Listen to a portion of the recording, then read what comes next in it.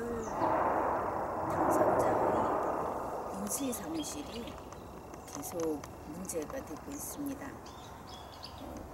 그게 뭐보다도 그 기자실 문제를 지금 이야기하고자 하는데, 여러분도 뉴스를 볼 때 그 기자실이 이때는 통이동이다 이랬다가 또 이때는 삼청동이다 이러는 것을, 그래서 도대체 어디서 기자회견을 하는 것이고 어떤 때 이렇게 나뉘어서 하는 것인가 궁금할 겁니다.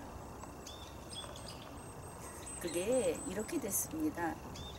처음 시작할 때 이 인수위 건물이 두 개였지 않습니까? 하나는 알다시피 윤석열 당선자가 있는 통이동 건물, 이게 좀 작습니다.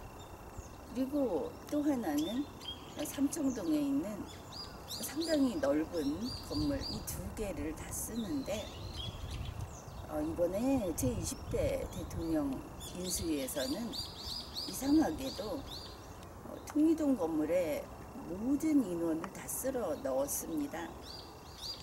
그러니 뭐 지금 근 200명 이렇게 된다는 사람들이 삼청동에는 김한길 위원장하고 또 김병준 위원장하고 그리고 좀 일부 이렇게 그 넓은 곳을 쓰고, 그러다 보니까 통이동에 브리핑 룸을 마련을 한 겁니다.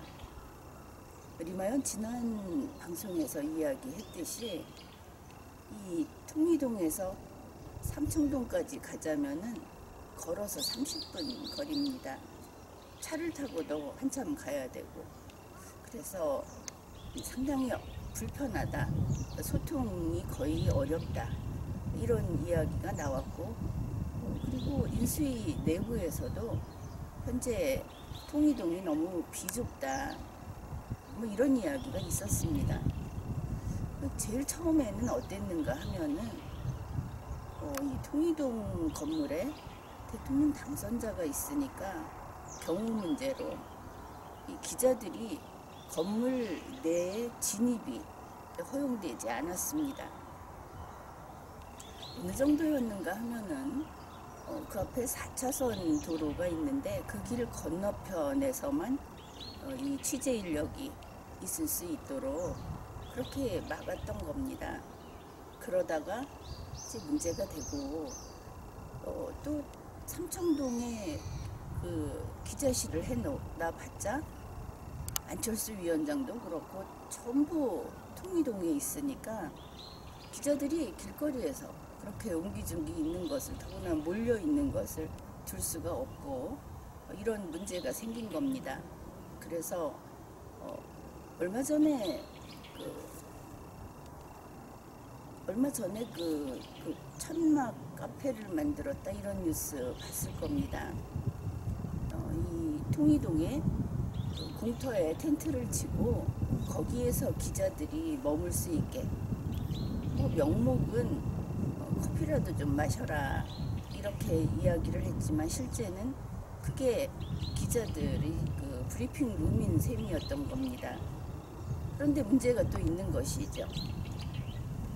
삼청동 브리핑 룸은 그대로 쓰고 할 때마다 인수위원들이 거기를 가서 브리핑을 하고, 기자들도 뭐 어떻게 그렇게 하고, 지금 이 당선자가 있는 통이동에서는 그 천막에서 브리핑을 하고 뭐 그럭저럭 되는가 싶었는데, 여기에 또 문제가 있는 겁니다. 당선자 경우 때문에 바로 마당에 텐트를 쳐놓고도 기자들이 건물 안에 화장실을 쓸 수 없는 겁니다.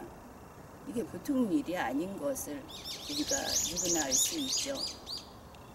이런 상태로 계속 가다가 결국은 이거 문제다 하니까, 그래서 통이동에 1층에다가 기자실을, 브리핑룸을 만든 겁니다. 그게 이제 3월 28일 만들었다.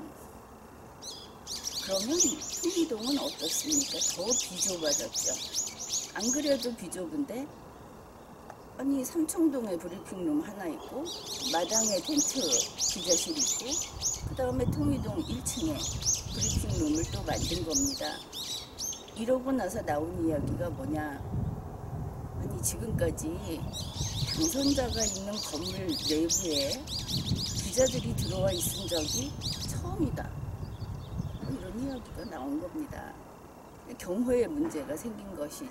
사실 윤석열 당선자는 경호에 있어서는 지금 거의 내팽개쳐진 거의 그런 상황이다 하는 것을 알 수 있고, 게다가 처음 이야기했듯이 아니 그러면은 브리핑은 어디서 하는가, 매번 뉴스가 나올 때마다 동일한 어떤 사안을 가지고 뉴스를 할 때 이 대변인은 통이동 브리핑룸에서 기자회견을 했습니다. 저 대변인은 삼청동 브리핑룸에서 기자회견을 했습니다. 이러고 나오는 겁니다. 그러면은 브리핑룸은 형식적으로 3개나 되는데 결국은 실제로 그 실효성이 없다. 이게 뭐가 중요하냐 하면은 당선자 경호도 제대로 못하고 그리고 관리를 못한다. 인수위에서는 사실은 조직 관리를 배우는 그런 곳입니다. 그런데 이렇게 밖에 드러난 것을 보면 무능하다, 그리고 불성실하다, 게다가 끝까지 해결을 못한다, 이런 것을 보여준 겁니다. 이대로는 안 되는 겁니다. 지금까지 리걸마인드 연구소였습니다.